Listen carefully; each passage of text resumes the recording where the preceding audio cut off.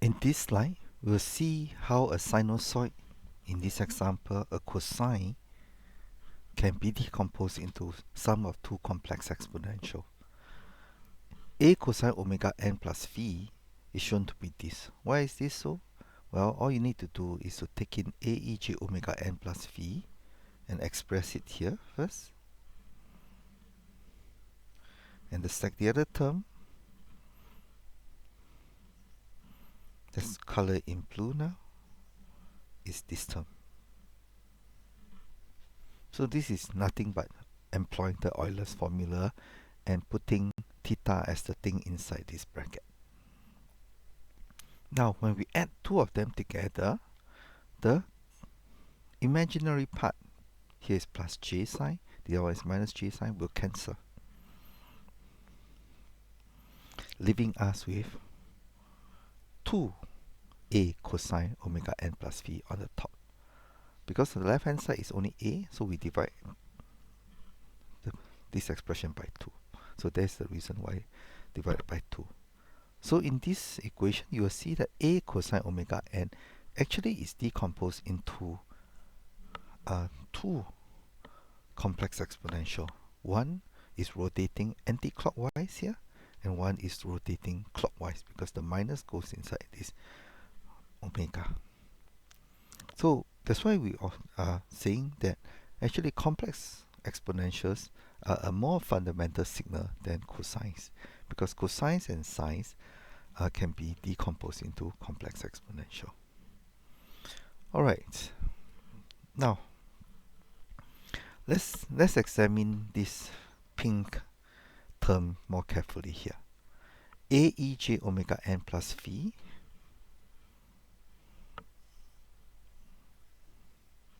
we can actually bring ej theta omega n plus phi and break it down. What do I mean? ej omega n plus phi is equals to ej omega n times ej phi.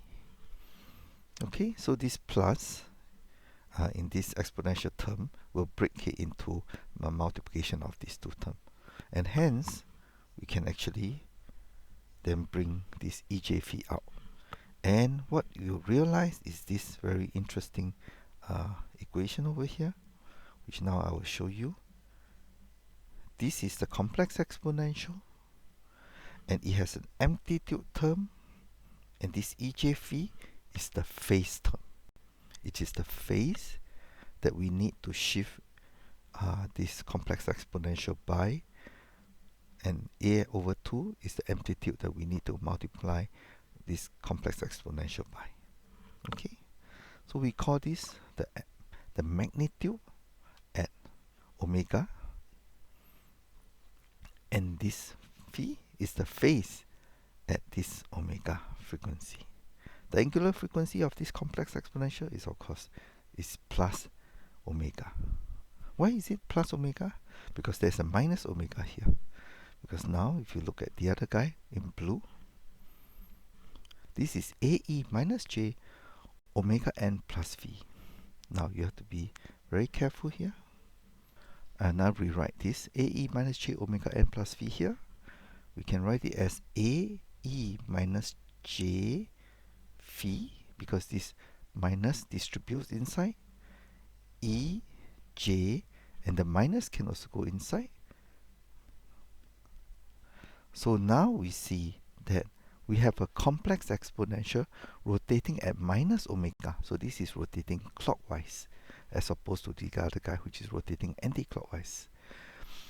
Here, the phase is minus phi. Here, the phase is phi. The amplitude is a. So this is the information that we have written here. So you have to be very careful when you break a cosine into complex exponential. And this is the working that we have in this example. Let's see. Alright, let's see a concrete example. We have amplitude b, same with a cosine. Now we have omega naught, some omega naught, we don't care. And we still have a positive phase phi.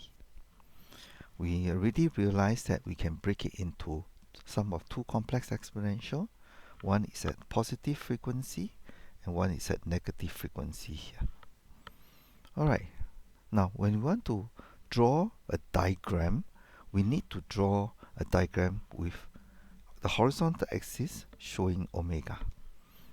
So this horizontal axis is the frequency axis, just like xn is where n, here is a time axis for n, and this is xn. Here we are drawing it with respect to omega. We want to see at which frequency is it important, and the answer is at a positive frequency omega naught.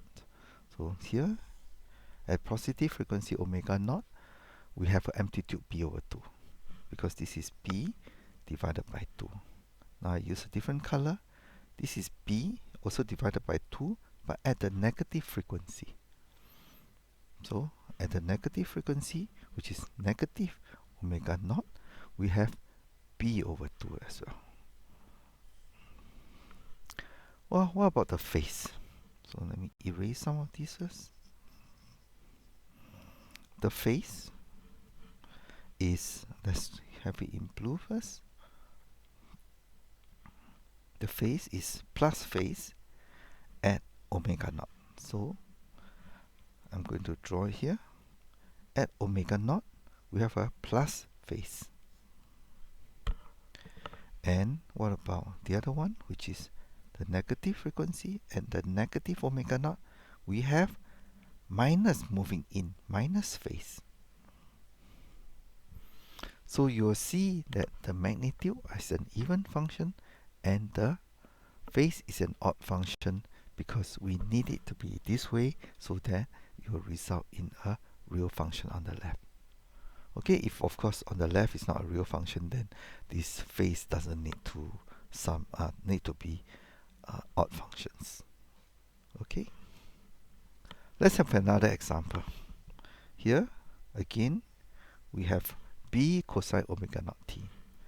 The other one, we have an amplitude is a over 2 cosine 2 omega naught t with this positive phase.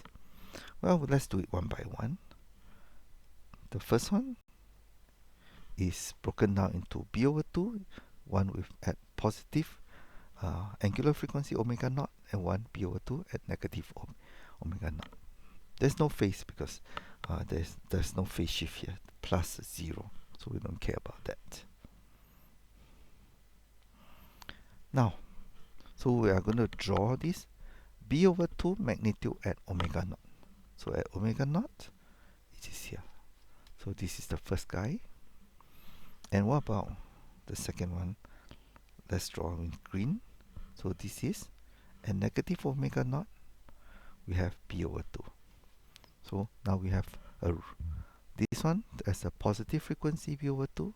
This one at negative frequency was a magnitude b over 2. Alright, let's do the second signal. The second signal is amplitude a over 2. But when we break the cosine into an exponential, it divides by 2 again for the magnitude. So a over 2 becomes a over 4. One is at 2 omega naught frequency, one is at minus 2 omega naught frequency. So these are the amplitude a over 4 at 2 omega naught and minus 2 omega naught. What about the phase? So let's try blue first.